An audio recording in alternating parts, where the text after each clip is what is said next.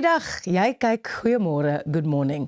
Op Saterdag 2 Mei het kaptein Potty Potgieter, koördineerder van die polisie se binnelandse polisieering en duikeenheid in Mpumalanga, se lewe vir 5 minute letterlik aan 'n draad gehang. Kaptein Potgieter was deel van 'n operasie in Komatipoort waar 'n krokodil uit die Komati rivier opgehuis moes word. Dit weens die vermoede dat die krokodil menslike oorskot van Gabriel Baptista, eienaar van die Border Country Inn Hotel, wat onlangs as vermis aangemeld is, in sy verteringsstelsel het. Vandag gesels ons met kaptein Potgieter om ons meer te vertel oor die gebeurtenis wat die hele land nuuskierig gehad het. Kaptein Potgieter, welkom by Goeiemôre, Good Morning. Baie dankie. Kan jy vir ons vertel, waar is jy op die oomblik en waarheen is jy op pad? Nee, goeiemôre, ja. Ek is op die oomblik in Witrifuur. Gelukkig vandag gaan dit dalk 'n bietjie rustiger raak. Gister was ons in Blydepoort. Blydepoort daarso by die Birchlak potholes. Ons het gister daarso ook 'n persoon wat ons nou al 8 weke lank soek, gister daar gaan uithaal wat ons toe nou gekry het. Goed, so baie dankie dat jy vir ons tyd maak, kaptein. Vir ons kykers wat nie die soektog na meneer Baptista gevolg het nie, wat presies het daar gebeur? Ja, kyk, ek dink dit was maandag aand, ek praat maar 'n korreksie, het hy teruggery na sy woning toe. Hy was in die dorp gewees, toe het hy teruggery na sy woning toe. En dan in Komatipoort is daar 'n laagwaterbrug vir die mense wat nie die omgewing ken nie. Nou die laagwaterbrug op die huidige stadium, die Komati rivier loop oor hom. Ek gaan nou nie sê hy's in vloed nie, maar hy loop baie sterk want hy loop bo oor die brug met al die baie reëns en goed wat daar nou was. En hy het toe nou oor die brug probeer ry en sy voertuig het toe nou van die brug afgespoel en toe hy nou uitklim, toe die water hom meegesleer en dit het hom toe nou stroom afgevat. En ek vermoed dit is toe hy nou verdrink het ook daarso.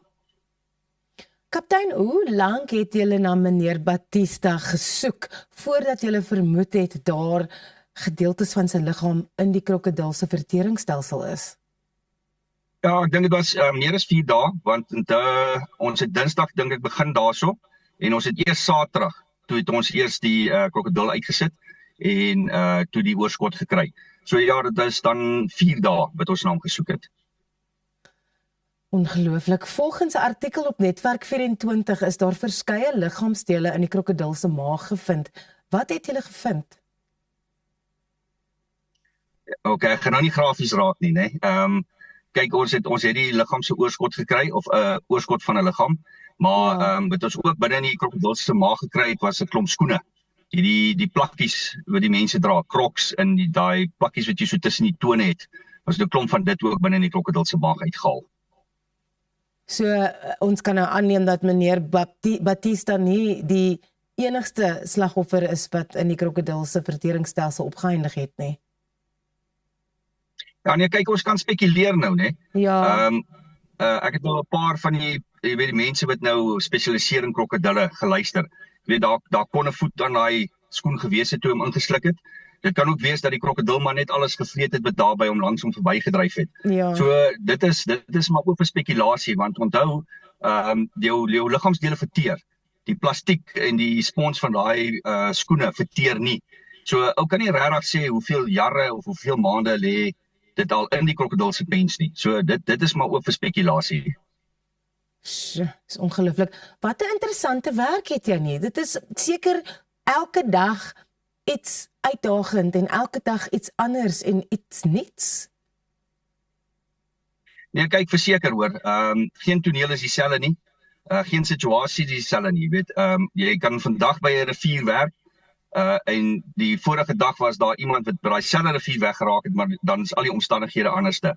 Onthou, die plek waar ons werk is in die natuur. So jou rivier is vandag vol, môre is hy in vloed, dan's daar droogte. Jy weet, die damme word vol, hulle word leeg, die krokodille moet paar sekere tye, soos die seekoeie, dan word dit baie meer gevaarliker, sekere tye van die jaar in die laafveld, jy weet, die seekoeie in paarseisoen, as jy in hulle terrein beweeg, daai goed sal vir jou aanval en hulle sal vir jou doodmaak. Die krokodille, wat as hulle eiers lê en jy stap langs 'n rivier af en jy stamp daar oor 'n sandbank, en jy het nie seker gemaak nie, en daai wyfie storm jou, as hy haar eiers oppas, jy weet, so al daai goedjies hou jou maar aan die gang en dit hou jou maar besig. en dit hou jou 'n bietjie wakker. Ons het voorheen na die Netwerk 24 artikel verwys en jy het genoem dat die oorskot duidelik die van 'n wit persoon is en dat die vingerafdrukke nog gebruik kan word om die persoon te identifiseer. Is dit gewoon dat vingerafdrukke en menseras nog so duidelik bruikbaar is en gesien kan word na 'n lang ruk in iets se verteringsstelsel? Ja, kyk, nee, gelukkig in die geval ja. Maar onthou nou, hy was maar net 4 dae, maksimum 4 dae in die krokodil se maag.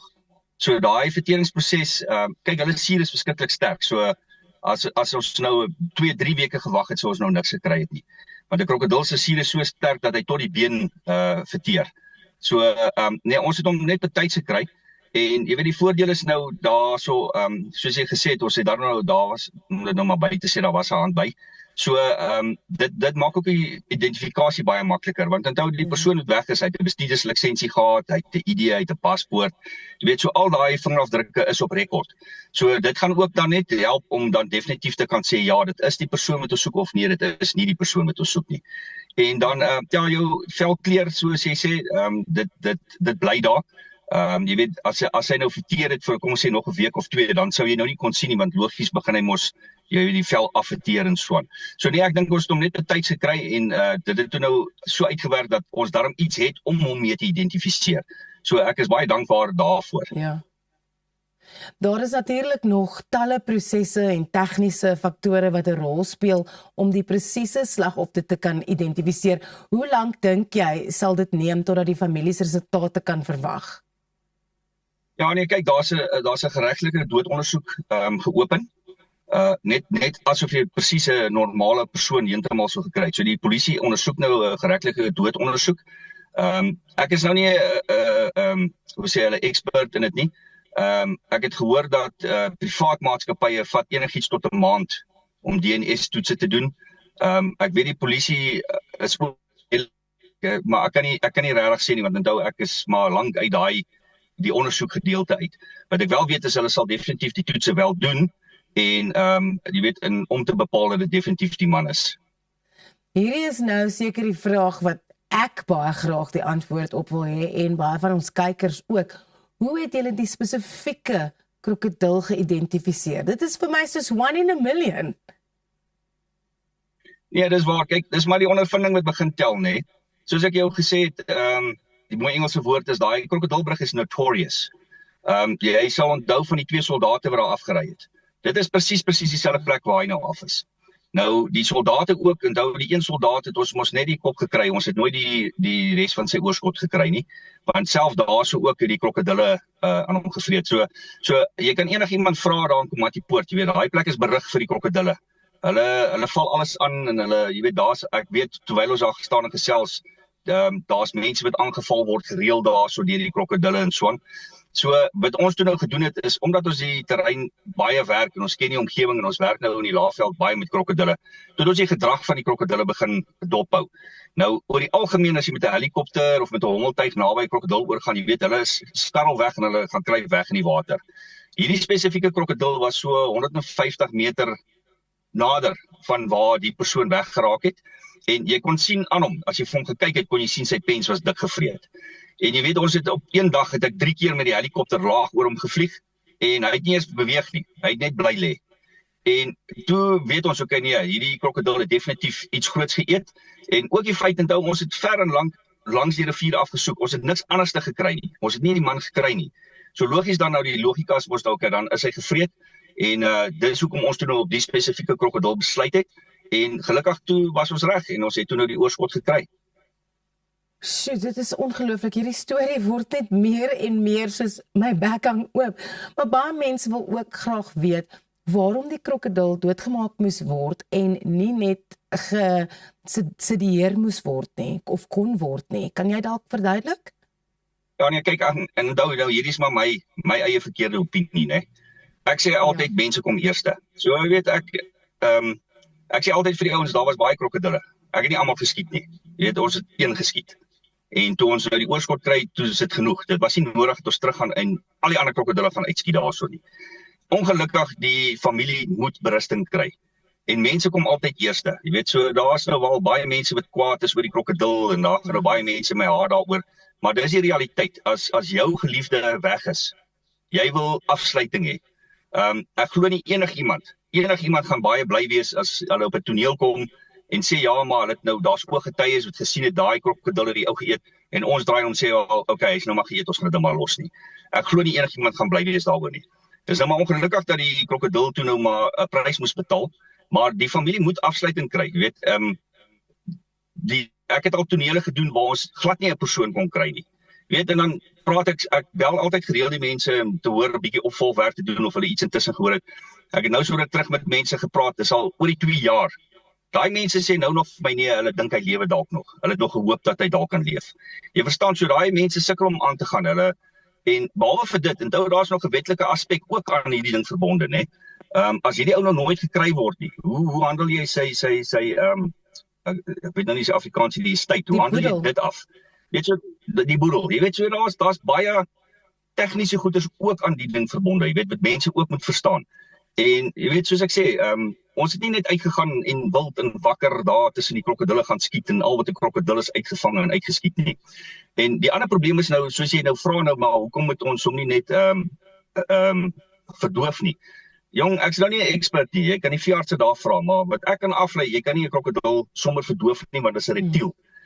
So die verdowingsmiddel gaan te lank vat om deur sy stelsel te werk om hom te kry om verdoof te word. En ook nou, as jy hom verdoof en hy gaan in die water in, dan sal hy verdrink. En ons kan ook nie 'n kans vat nie, jy kan nie 'n hok vir hom uitsit nie en daai klaar gevreet. So die kans dat die spesifieke krokodil nou 'n aas gaan vat binne in 'n hok nadat hy klaar dik gevreet is ook basies nul. Jy verstaan wat ek bedoel. So dit is wat dit moeilik maak om te sê ja, maar jy kon hom dalk net gevang het. En dis nie net van vang nie. Jy het self gesien, daai krokodil is oor die 4 meter lank. So jy kan nie net instap en sê okay, hier vang ons hom en daar gaan ons nie. So dit het maar moeilik gemaak. So ek is jammer nou vir die mense wat voel dit was onnodig, maar van my kant af, as dit nie nodig was nie, sou ons dit nie gedoen het nie. Maar soos ek sê, die familie moet berusting kry, die mense moet afsluiting kry. En dis maar hoekom ons dit gedoen het. Ja, jy het nou genoem, kaptein, dat die krokodil 4 meter lank was, so dit klink ongelooflik uitdagend. Wat ons deur die proses van die operasie? Ja, kyk, nadat ons dit geïdentifiseer het dat die krokodil die ene is wat ons gaan skiet, jy weet, toe moes daar 'n paar dinge in plek kom. Jy weet, daar was baie rolspelers betrokke. Jy weet, ons moes helikopters reël, ons moes toestemmings kry, ons moes mense bel om magtiging te kry. So dit is 'n groot proses en dit was gelukkig al die mense, al die rolspelers, ek sê vir hulle weer eens baie dankie hoor. Die span het goed by mekaar gekom, al die rolspelers was bereid en gewillig geweest om hierdie mense te help. So ek waardeer dit regtig baie. So toe nou nadat ons toe nou besluit het dat ons hom gaan uitsit, was die volgende vraag nou so alright, nou kom ons by die krokodil. As hy nou geskiet is, hoe haal ons hom uit? Hoe gaan ons na hom toe om hom daar oop te sny langs die rivier? So toe het ons besluit nee, die veiligste is dat ons hom uithaal en die krokodil op 'n plek sit waar dit veilig is. Want onthou nou, daar waar hy gelê het, het nog 5 ander krokodille gelê. So om daar langs die rivier te gewerk het met die reuk van bloed en goed, sou die kans goed wees dat jy hulle sou lok. So dis hoe ons toe nou besluit het om hom uit te vat en op 'n ander plek te gaan werk. Toe is die volgende vraag, alright, nou hoe maak ons 'n tou aan hom vas? Jy weet, hoe gaan ons nou die helikopter aan hom vaskry? So dit is toe nou daar so toe wat ek nou die gelukkige pryswenner is om te sê, right, laat ek dan nou maar gaan en laat ek nou maar sak en laat ek die tou aan hom gaan vasmaak dat ons hom kan uithaal. Was dit vir jou vrees aan jou hand om so in die lug te hang, want hoeveel dinge kon skeef geloop het? Ja, en kyk, toe ons nou begin logies, dan pomp jy adrenalien mos, dan dink ek mos nou nie regtig aan of jy wil nie dink aan goed wat kan verkeerd gaan nie. Ja. Maar onthou, ek het gehang aan 'n tou. Dit is nie, hulle noem dit 'n long line. So dit is nie die hoist wat die operateur kan beheer nie. Gewoonlik hang ons aan 'n kabel waar die operateur 'n knoppie druk en hy kan jou laat sak en hy kan jou optel. In hierdie geval moes die loods van die helikopter my optel of laat sak. En die probleem is onthou hy kon my nie sien nie.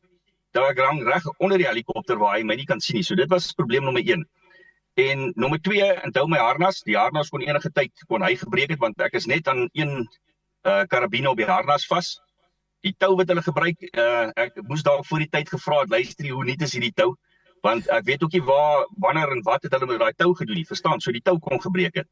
En as jy mooi op die footage kyk, sê jy sien die tou is gelas in die middel, So daai karabine waarmee hom gelas het, hy kon gebreek het. Dan ook die tou is mos onder die helikopter vas aan 'n apparaat. Nou daai apparaat is daar vir as hulle sien daar's fout met die helikopter, dan druk hulle knoppie en dan knip hy die tou af. Dan is daar net een plek vir my om te gaan en dis af onder toe. So jy weet so dis dit en die wind het nogal redelik gewaai, so hulle kom uit tussen die takke ingewaai daar en as hy daar geruk het, kon ek daar seer gekry het. Toe ek op die krokodil afsak ook, toe was ek ook nie seker of hy dood is nie. Want toe hulle nou met my terugvlieg, toe was daar 'n ander krokodil langs hom en hy het terugbeweeg op in plaas van stroom af. En hy kon dit net gedoen het as hy lewendig was. So toe hulle my nou laat sak hulle my by sy kop. Nou daar is wat ek ook toe nog gedink, yes, as hierdie ding nou nie 100% dood is nie, dan gaan ek nou vandag daar bloei. So maar gelukkig toe dit nou goed gegaan. En jy moet ook onthou toe met my ook toe nou 'n bietjie toe ons nog begin opgaan, ek het nou redelik tyd gehad om te dink terwyl ek daar bo hang. Toe was daai krokodil eers begin optel en toe soos nou van 100 kg af na amper 600 kg toe. So toe het ek nou maar gehoop daai tou hou en alles hou voor ek af is op die grond. Gehoop en gebid. Jy neem daagliks aan operasies deel om mense se lyke en menslike oorskot te vind. Waarom juis hierdie beroep, kaptein? Jong, weet jy wat? Ek het baie empatie. Ek is nou al 'n jaar of 2 in die polisie. En jy weet ek sien ek kyk baie na mense en ek kan sien, jy weet, die teleurstelling in hulle het as jy vir 'n persoon sê maar luister, ek gaan jou nie kan help nie. Jy weet, en dit het my toe nou gedraai om meer in hierdie lyn, want met hierdie werk wat ek nou doen, is ek direk besig met die gemeenskap. Ek werk one-on-one met die families. Jy verstaan, dit is nie 'n kwessie van dat ek agter die skerms werk nie. Ek werk direk met mense, ek kommunikeer direk met die families. Jy weet, ek moet direk vir die familie terugvoer gee. Ek moet terugvoer gee op die polisieman op die toneel. So, dis hoekom ek dit verkies het, maar nou, dit is letterlik hands-on. Verstaan, ek sit nie daar in 'n kantoor en praat met mense wat ek nie ken nie. Ek kyk hierdie mense in die oog, ek praat met hulle direk. Dit is hoekom dit vir my 'n passie is. En weet ek het baie empatie met hierdie familie. Soos ek sê, ek kom al 'n lang pad. Jy weet, en ek ken baie mense en ek sien die hartseer wat hierdie mense het jare nadat dit 'n situasie plaasgevind het of 'n toneel plaasgevind het. Jy weet, die mense sukkel om oor te kom. En dis wat my toe nog gedryf het om te sê ek gaan doen wat ek kan, weet om mense daai afsluiting te gee sodat hulle kan aangaan met hulle lewens. So kaptein, is daar baie jonger mense wat ook in hierdie beroep nou opleiding doen sodat dit nie net 'n klein span mense is wat ons hoop gaan vir ewig werk nie. Is daar jonger ouetjies wat ook bietjie opkom en sê ek wil ook hierdie doen? Kan nie vir jou jok nie. Nee, nie regtig nie. Die ding is, jy weet, min mense besef eintlik wat dit vereis van 'n duiker. Ja. Daar's nie verjaarsdae nie. Daar's nie Kersfees nie. Daar's nie vakansie dae nie. Daar's nie naweke nie. Daar's nie slaap nie. Ek weet hierdie toneel het my 1:00 die oggend gebel. Ek het al uitgegaan in die aande 12:00, 1:00, 2:00 die môre om uit te gaan om hierdie mense te help. So ongelukkig en die tipe werk wat ons doen is baie fisiek. Onthou ons is in die bos. Jy dra silinders, jy moet bote sleep, jy moet in die modder loop. Soos gister in die kloof, jy moet klowe af, jy moet daai persoon uit daai klowe uitdra omdat jy nie die resources kan kry wat jy nodig het nie. En jong, ek sê altyd, ek gaan nou nie sê wat nie, maar die jonger garde maar vandag, jy weet hulle wil maar in die karre ry en hulle wil die gemaklike werk doen. So dit is maar gesukkel, jy weet, ons sukkel maar om oudjies te kry om te kom help, want jy moet 'n passie hê vir hierdie werk. As jy nie hierdie werk 'n passie voor het nie, dis nie 'n 7-to-4 job wat jy dink jy kan net instap en okay, ek gaan gou dit doen, dan gaan ek huis toe nie. Jy weet, daar's aande, daar's dae wat ons kamp langs die riviere. Weet, ons gaan nie eens huis toe nie. As ek op 'n toneel is wat ek weet die tyd druk of daar's goed wat kom, ek en my mense ons slaap langs die bakkies, langs die riviere. En ons doen ons werk en as ons klaar is, ek sê ek altyd vir die ouens, as ons klaar is, dan kan jy gaan rus. Maar otherwise, jy moet kan aanhou en aanhou. Daar's nie by ons 'n ding van okay, weet jy wat, ons het nou vir 2 dae gesoek, nou ons op nie. Dit werk nie so nie. Ek het 2 spanne, die ander span is in Kangala. Hulle sit in Middelburg. Daai span van my is nou vandag 8 dae in Standerton. En weet die lid daar so bel my gister, hy sê ja, kaptein, ons het hom nou nie gekry nie. Toe sê ek ja, dan weet jy waar is jy môreoggend, nê.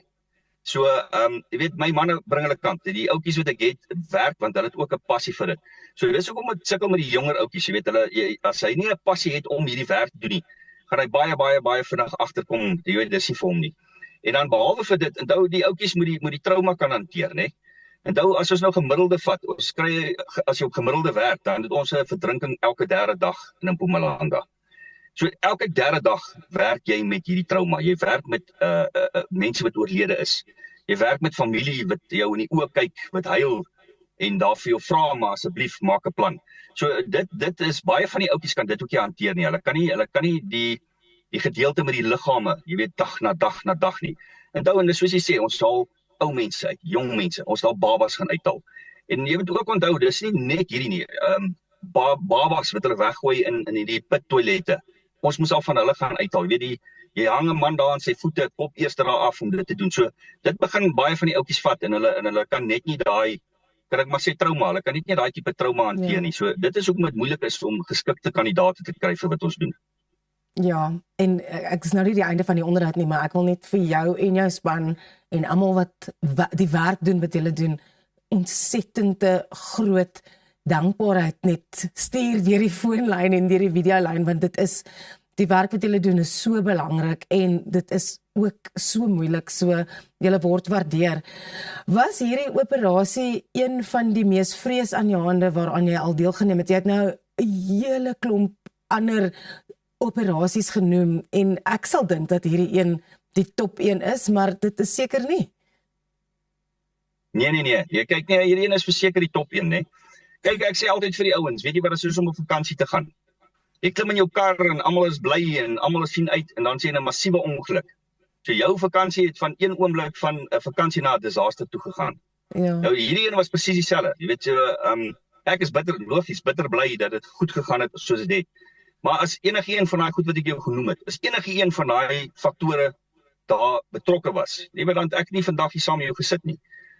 Jy weet al het ek in die water geval en ek kon dalk swem. Daai plek is letterlik, hulle sê daar so infested with crocodiles, toe sê die een ou waar. My maat gaan kyk daar. Daai plek is infested with crocodiles. So jy weet, so die kans dat ek dan daar sou uitgekom het is basies 0. So nee, hierdie is definitief die top 1. Nie iets wat ek gou graag weer sou wou doen nie. Ek dink dat so ietsie weer gebeur, al die manne wat sê nee, dit is nie so moeilik nie, ek sal hulle bel dat hulle gou kan gaan en kan hulle dit gaan doen. Presies, dat hulle bietjie in jou skoene gaan staan. So ons het nou gepraat oor die trauma, ons het nou gepraat oor die vreesaanjaende tipe werk wat jy en die span doen. So wat gebeur nou? Wat gebeur nou volgende? Ja, die werk gaan aan. Gister, soos ek gesê het, was ek daar in Blydepoort. Ons het daar 'n man gaan uithaal. My ander span is besig in Standerton. So ongelukkig, soos ek gesê het, jy weet die mense luister nie. Hulle bly in die water ingaan, hulle bly in plekke ingaan wat gevaarlik is. Ja, so, vir alles oorstromings en vloede en swaar reën en daai tipe goed. Mense moet gehoorsaam wees en luister wanneer daar 'n waarskuwing gegee word. Dis korrek, ja. Ek weet ek skuld altyd my kop en dink ek by myself, hoe kan jou eie veiligheid nie veel belangrik wees nie? Jy weet so nee, soos ek sê, nee, daar definitief, dis nou, ons sit maar en wag, die volgende oproep sal wel weer kom, en dan gaan ons maar weer aan met die volgende toneel, en dis maar ons werk, en dis maar wat ons dan maar elke dag doen. Kaptein Potgieter, jy is nie regtig vir my iemand wat voorkom as soos iemand wat baie shine wil vang nie, maar vat al die shine, jy en jou span, julle is ongelooflik. Ons is baie dankbaar dat julle daar is vir mense wat dit nodig het en vir ons almal en julle eie lewens op ys sit sodat mense kan veilig voel en veilig bly. So baie dankie. Nee, en baie dankie vir julle dat julle vir 'n slag, hoe sê hulle, dat you shone the light on us. Dat die mense kan sien daar is die polisie try nog steeds hulle bes om hulle werk te doen. En hulle verdien elke oomblik van die shine wat hulle nou ervaar. Dit is dan al vir vandag. Wow, ek is soos stom geslaan. Baie dankie dat julle saam gekyk het en saam met my kaptein Potgieter ervaar het en die wonderlike werk wat hy en sy span doen. Hou Goeiemôre Good Morning se Facebook en YouTube platforms dop vir meer in diepte gesprekke soos hierdie. Tot volgende keer.